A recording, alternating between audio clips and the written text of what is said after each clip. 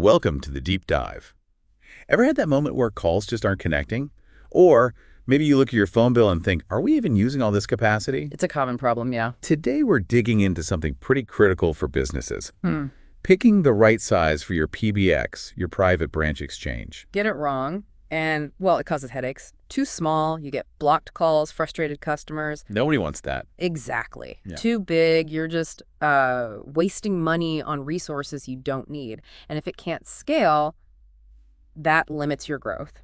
So getting it right means smooth sailing for calls, reliable connections, whether it's VoIP or older lines, and it's cost-effective. Precisely.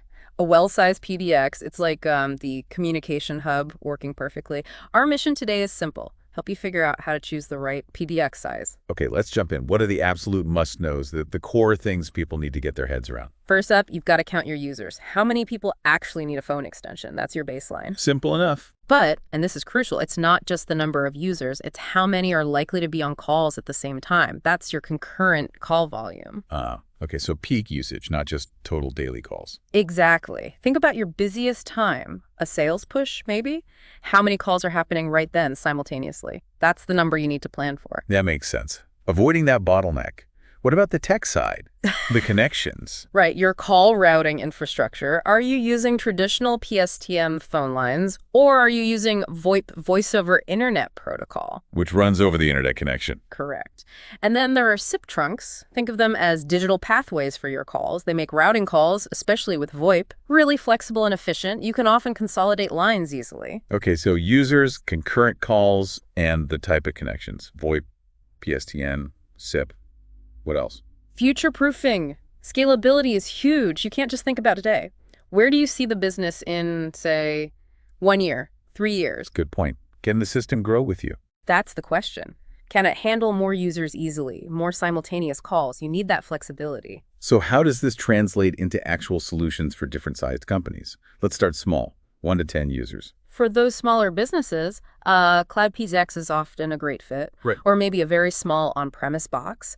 Their concurrent call need is usually pretty low, maybe 2 to 5 calls at once. Makes sense. Yeah. What about medium businesses, say 10 to 100 users? Now you're looking more at perhaps a hybrid PBX that's a mix of cloud and on-site gear or a dedicated VoIP PBX system. Right. Their concurrent needs might jump to anywhere from like 10 up to 50 simultaneous calls. Okay, and the big players, over 100 users. For large enterprises, you typically need an enterprise-grade PBX or maybe a multi-site PBX setup if they have several locations. We're often talking 50, maybe hundreds of concurrent calls. You mentioned cloud, on-premise, and hybrid hosting. Can we dig into those a bit more, specifically relating to size? Sure. Cloud PBX, its big advantages are flexibility and how easily it scales up or down. Often pay as you go. So really good for startups or SMEs that might grow fast or fluctuate. Less upfront investment, maybe? Generally, yeah. Now, on-premise PBX means you own and manage the hardware yourself. That gives you total control, deep customization possibilities. Enterprises with specific security or integration needs might prefer this. More control, but maybe more management overhead. Potentially. And hybrid tries to blend them. Maybe keep critical functions on-premise, but use the cloud for flexibility elsewhere, potentially saving costs. It's about finding the right balance for your needs. And you brought up VoIP and SIP trunking again. How do they help with sizing and staying current? They're key for future-proofing, really. VoIP, using the internet, and SIP trunks, those digital lines, they make adding new users almost instant sometimes. Much faster than ordering new physical lines. Oh, absolutely. And often, over the long run, they can reduce your call costs, too. SIP trunking especially simplifies managing capacity. Need more lines. It's often just a software change. So beyond just the number of lines and users, what else should businesses look for to make sure their PBX stays useful long-term? Integration capabilities are vital. Does the PBX talk to your other tools? Your CRM, for instance? So call details pop up automatically. Exactly, or call analytics tools, mobile apps for people working remotely. And looking even further ahead, you might consider if it can integrate with, say, AI for smarter call routing down the line. Okay, this is super helpful. If we had to boil it down, what are the essential takeaways for someone choosing their PBX size? Right.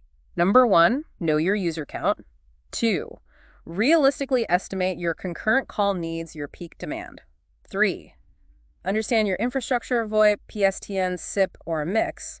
And 4, always plan for future growth.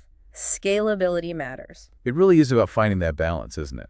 Enough Yep. power for today without overspending, but flexible enough for tomorrow. That's a sweet spot. You don't want to be constrained, but you don't want unused capacity just sitting there costing money either. This has been a great framework. So for everyone listening, the key is that regular check-in. As your business changes, your communication needs will too. Make sure your PBX is keeping up. And here's something to think about. What kind of future communication tech might change how you even think about PBX sizing in the years to come?